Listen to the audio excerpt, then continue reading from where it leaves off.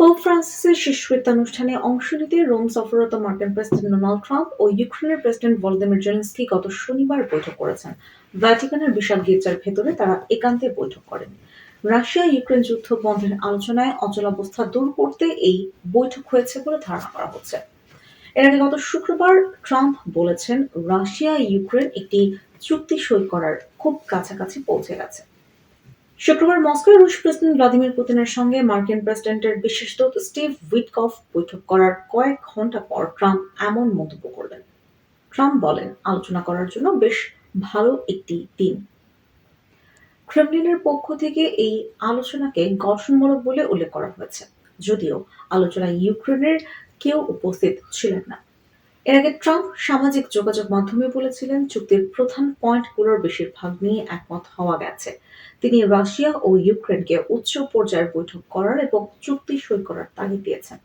তবে গত পরশু জেলেনস্কির সঙ্গে ট্রাম্পের বৈঠকে চুক্তির বিষয়ে কতদূর অগ্রগতি হয়েছে সেই বিষয়ে কিছু জানা যায়নি। জেলেনস্কি বলেন, শান্তি আনার ক্ষেত্রে কাঙ্ক্ষিত ফল দিলে এই বৈঠক ইতিহাসে গুরুত্বপূর্ণ হয়ে উঠতে পারে। হোয়াইট হাউসের এক মুখপাত্র বৈঠকটিকে খুবই ফলপ্রসূ বলে উল্লেখ করেছেন। সেন্ট পিটার্স ব্যাসিলিকায় দুজনের বৈঠকে অন্য কাউকে দেখা যায়।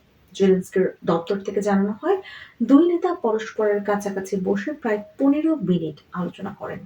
গত ফেব্রুয়ারিতে ওয়াশিংটনের ওভাল অফিসে দুই নেতার মধ্যে উত্তপ্ত বৈঠকের পর এটি ছিল তাদের প্রথম সাক্ষাৎ। যুদ্ধবন্ধে আলোচনার গুরুত্বপূর্ণ এক সময় দুই নেতার সাক্ষাৎ হলো। বৈঠক শেষে টেলিগ্রামে এক পোস্টে জেলেনস্কি লেখেন, ভালো বৈঠক হয়েছে, একান্তে অনেক কিছু আলোচনা করতে পেরেছি। আলোচনার বিষয় থেকে আমরা ফলপ্রসূ কিছু প্রত্যাশা করছি। জেলেনস্কি লেখেন, আলোচনায় উঠে আসা বিষয়ের মধ্যে ছিল আমাদের জনগণের জীবন রক্ষা, সম্পূর্ণ ও নিঃশর্ত একটি যুদ্ধবিরতি এবং একটি নির্ভরযোগ্য ও স্থায়ী শান্তি যা ভবিষ্যতে যুদ্ধের পুনরাবৃত্তি ঠেকাবে। হোয়াইট হাউসের যোগাযোগ পরিচালক স্টিভেন শিউং বলেন, দুই নেতা একান্তে বৈঠক করেছেন, তাদের মধ্যে খুবই গঠনমূলক আলোচনা হয়েছে। বিস্তারিত তথ্য পরে জানানো হবে।